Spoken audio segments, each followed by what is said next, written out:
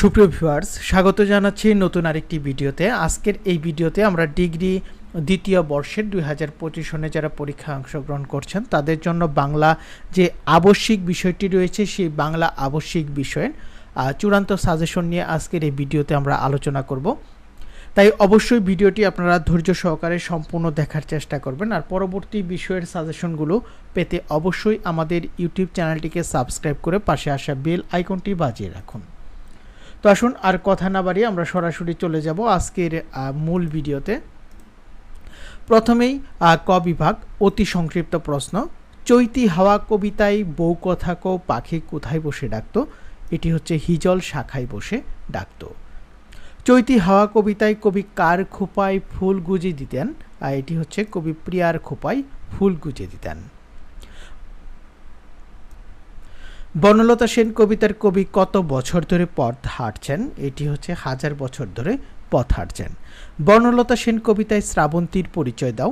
বনলতা সেন কবিতায় শ্রাবন্তী প্রাচীন ভারতের সমৃদ্ধ নগরী বিশেষ যার সৌন্দর্যকে উপমিত করা হয়েছে। ডাহুকের সুরে কিসের ইঙ্গিত দেয়? ডাহুকের সুরে শৃঙ্খল মুক্তির ইঙ্গিত থাকে। ডাহুক কবিতায় ডাহুকের ডাককে কবি কিসের সাথে তুলনা করেছেন? ডাহুক কবিতায় ডাহুকের ডাককে কবি আত্মমুক্তির প্রেরণার সাথে তুলনা করেছেন। বারবার ফিরে আসে কবিতাটি শামসুর রহমানের কোন কাব্যগ্রন্থের অন্তর্গত? এটি হচ্ছে দুঃসময়ের মুখোমুখি। সভ্যতার সংকট প্রবন্ধে রবীন্দ্রনাথ প্রশংসার বিষয় নয় বলে কোন বিষয়টিকে বুঝিয়েছেন? এটি হচ্ছে রবীন্দ্রনাথ পরনির্ভরতাকে প্রশংসার নয় বলে বিষয়কে বুঝিয়েছেন। যৌবনে দাও রাজটিকা প্রবন্ধ অবলম্বনে কোন জীবনে ফাল্গুন চিরকাল বিরাজ করে? এটি হচ্ছে যৌবনে দাও রাজটিকা প্রবন্ধ অবলম্বনে সমগ্র সমাজে জীবনে ফাল্গুন চিরকাল বিরাজ করে। বাংলা জাগরণ প্রবোধে রাজা রামমোহন রায়কে কিসের সাথে তুলনা করা হয়েছে? প্রভাত। রাজবন্দি জবানবন্দি কবি কাজী নজরুল ইসলাম কোথায় বসে রচনা করেছেন? এটি হচ্ছে কারাগারে বসে রচনা করেছেন। কে নিজের স্বর্গ নিজেই সৃষ্টি করে নেয়? এটি হচ্ছে সংস্কৃতিবান মানুষের স্বর্গ নিজেই সৃষ্টি করে নেয়। সংস্কৃতির কথা প্রবন্ধে কারা নারী ও সংস্কৃতিকে পর ভাবে? এটি হচ্ছে প্রথম প্রবন্ধে বৈরাগীরা নারী এবং সংস্কৃতিকে পর ভাবে। পুইমাচা ছোট গল্পে খেন্তির মায়ের নাম হচ্ছে অর্ণপূর্ণা। প্রাগৈতিহাসিক ছোট গল্পের নায়ক হচ্ছে ভিখু। পথ জানা নাই ছোট গল্পে বর্ণিত গ্রামের নাম হচ্ছে মাউলতলা। আত্মজা ও একটি করবি গাছ গল্পের গল্পকারের নাম হচ্ছে হাসান আজিজুল হক। আত্মজা শব্দের অর্থ হচ্ছে কন্যা দুহিতা বা মেয়ে। পত্র শব্দটির আবিধানিক অর্থ হচ্ছে চিহ্ন বা স্মারক। আইনোজায়ুম আঞ্চলিক ভাষাটির বাক্যটির প্রমিত বাংলা রূপ হচ্ছে আমি যাব না। 5টি শব্দের শুদ্ধ রূপ এখানে শশী শেখর, পৈতৃক, অনুসরণ, গীতাঞ্জলি, বুদ্ধিজীবী, আবিষ্কার। এখানে আকাঙ্ক্ষা বানানটি একটু ভুল হয়েছে, এটি সঠিক না। প্রাণীবিদ্যা, ইতিমধ্যে, দরিদ্রতা। নিচের যে কোনো 5টি শব্দের শুদ্ধ রূপ, তো এগুলো দুরাকাঙ্ক্ষা একটু ভুল হয়েছে, এখানে আমাদের টাইপিংয়ে কিছু ভুল রয়েছে। তো এই বিষয়গুলো অবশ্যই আপনারা মূল বই থেকে পড়বেন, এগুলো সাজেশন থেকে 2-1টি পড়ে কমন আসবে না। আরও কিছু শুদ্ধ রূপ রয়েছে, এগুলো মূল বই থেকে আপনারা অবশ্যই ভালোভাবে পড়বেন। শুদ্ধ মানানগুলো এই সাজেশন থেকে পড়ার দরকার নেই, এগুলো মূল বই থেকে আপনারা একটু পড়বেন। এখন আমরা দেখব খ বিভাগ সংক্ষিপ্ত প্রশ্ন। আত্মবিলাপ কবিতায় কবির মর্মবেদনার স্বরূপ নির্ণয় করো। রবীন্দ্রনাথ ঠাকুরের ঐকতান কবিতার তরুণ কবিদের প্রতি দায়িত্ব অর্পণ করেছেন তা সংক্ষেপে আলোচনা করো। বিশ্বকবি রবীন্দ্রনাথ ঠাকুরের ঐকতান কবিতার মূল ভাব লেখো। ঐকতান কবিতায় কবি কেন মাটির কাছাকাছি কান পেতে আছেন? সব পাখি ঘরে আসে, বনলতা সেন, এটি ব্যাখ্যা করো। বারবার ফিরে আসে কবিতায় রক্তপ্লুত ষাট কোথায় কিভাবে ফিরে আসে সংক্ষেপে লেখো। শামসুর রহমানের বারবার ফিরে আসে কবিতার প্রেক্ষাপট বর্ণনা করো। তবে কি আমার বাংলাদেশ শুধু এক সুবিশাল শহীদ মিনার হয়ে যাবে, ব্যাখ্যা করো।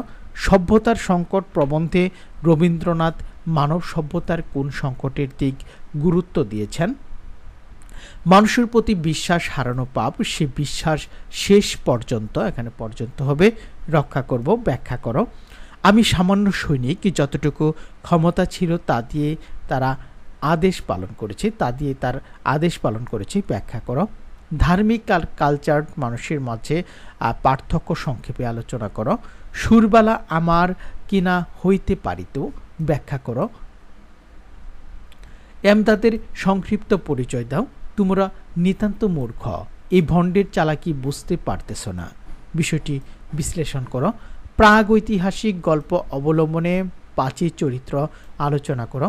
পৃথিবী আজ পর্যন্ত তাহার নাগাল পায় নাই, কোনোদিন পাবেও না, উক্তিটির তাৎপর্য বিশ্লেষণ করো।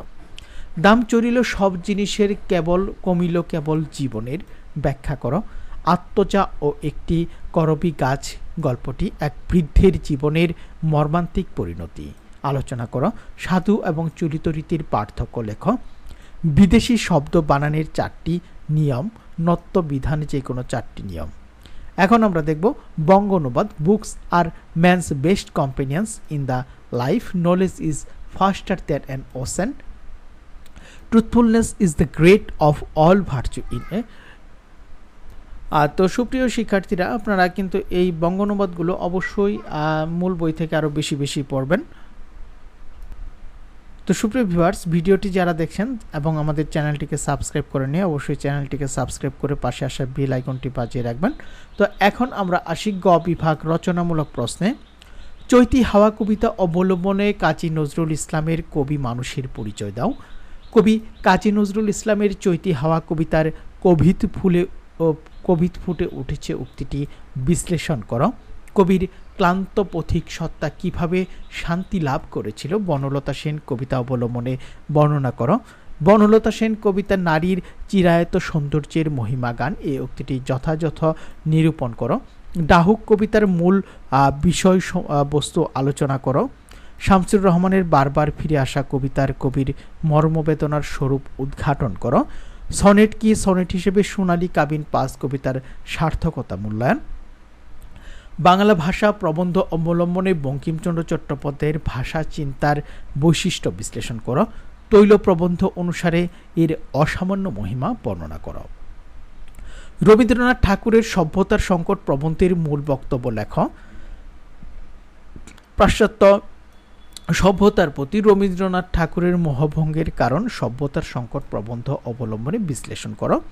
কাজী আব্দুল ওদুদের বাংলার জাগরণ প্রবন্ধের মূল বক্তব্য বিশ্লেষণ করো। বাংলার জাগরণে এই রাজা রামমোহন রায়ের অবদান আলোচনা করো। রাজবন্দির জবানবন্দি প্রবন্ধে বিদ্রোহী কবি কাজী নজরুল ইসলামের স্বদেশপ্রেমীর যে ছবি ফুটে উঠেছে তা বিশ্লেষণ করো। ধর্ম সাধারণ লোকের কালচার আর কালচার শিক্ষিত মার্জিত লোকের ধর্ম, উক্তিটির আলোকে ধর্ম এবং সংস্কৃতির পার্থক্য নির্দেশ করো এবং এ প্রবন্ধ সম্পর্কে প্রবন্ধকারের বক্তব্য বিশ্লেষণ করো। রবীন্দ্রনাথের এক রাত্রি গল্পের নামকরণের সার্থকতা বিশ্লেষণ করো। রবীন্দ্রনাথ ঠাকুরের এক রাত্রি গল্পের অবলম্বনে প্রেমের স্বরূপ আলোচনা করো। পুইমাচা গল্পটি অবলম্বনে খেন্তির চরিত্র বিশ্লেষণ করো। হুজুর কেবলা গল্প অবলম্বনে পীর সাহেবের চরিত্র বিশ্লেষণ করো। মানিক বন্দ্যোপাধ্যায়ের প্রাগৈতিহাসিক গল্পটির নামকরণের সার্থকতা বিশ্লেষণ করো। ভিখু প্রবলভাবে সংগ্রামশীল ও অস্তিত্ববাদী মন্তব্যটি বিশ্লেষণ করো এবং প্রাগৈতিহাসিক ভিখু চরিত্র আলোচনা করো। আরও কিছু প্রশ্ন রয়েছে, আমরা বাংলা ব্যাকরণ থেকে কিছু প্রশ্ন এখানে আলোচনা করব। তার আগে এই নয়নচারা গল্পের নগর জীবনের যে স্বার্থান্ধ বিকৃত রূপ নয়নচারা গ্রাম নিবাসী আমুর চোখে ধরা পড়েছে তা নিজের ভাষায় লেখো। পথ জানা নেই ছোট গল্পে শামসুদ্দিন আবুল কালাম নগর সভ্যতার যে নগ্নচিত্র তুলে ধরেছে তা বর্ণনা করো। তো আমরা বাংলা ব্যাকরণ থেকে এখানে যদি একটি রয়েছে, আপনারা অবশ্যই আরও বেশ কিছু বাংলা ব্যাকরণ থেকে পড়বেন, বিশেষ করে এই পত্র লেখনগুলো। তোমার বোনের বিয়েতে বন্ধুকে নিমন্ত্রণ জানিয়ে একটি পত্র, এটি তেমন একটা ইম্পর্টেন্ট না, রানা প্লাজারটা। তোমাদের কলেজে নববর্ষ উদযাপন বর্ণনা দিয়ে প্রবাসী বন্ধুর নিকট একটি পত্র লেখো। কলেজ থেকে শিক্ষা সফরের অনুমতি চেয়ে অধ্যক্ষ বরাবর একটি পত্র। কোন শিল্প প্রতিষ্ঠানে ম্যানেজার পদের জন্য এটি অত্যন্ত গুরুত্বপূর্ণ। তোমাদের কলেজে একজন বরেন্দ্র মুক্তিযোদ্ধার আগমন উপলক্ষে একটি মানপত্র। দৃষ্টান্ত সহ সাধু এবং চলিত ভাষার পার্থক্য এবং চলিত ভাষারীতির বৈশিষ্ট্য আলোচনা করো। তো সুপ্রিয় ভিউয়ার্স, এই ছিল ডিগ্রি দ্বিতীয় বর্ষের বাংলা জাতীয় ভাষা অর্থাৎ বাংলা আবশ্যিকী বিষয়ের সাজেশন নিয়ে আজকের এই ভিডিওটি। তো ভিডিওটি যারা দেখলেন তাদেরকে অসংখ্য ধন্যবাদ।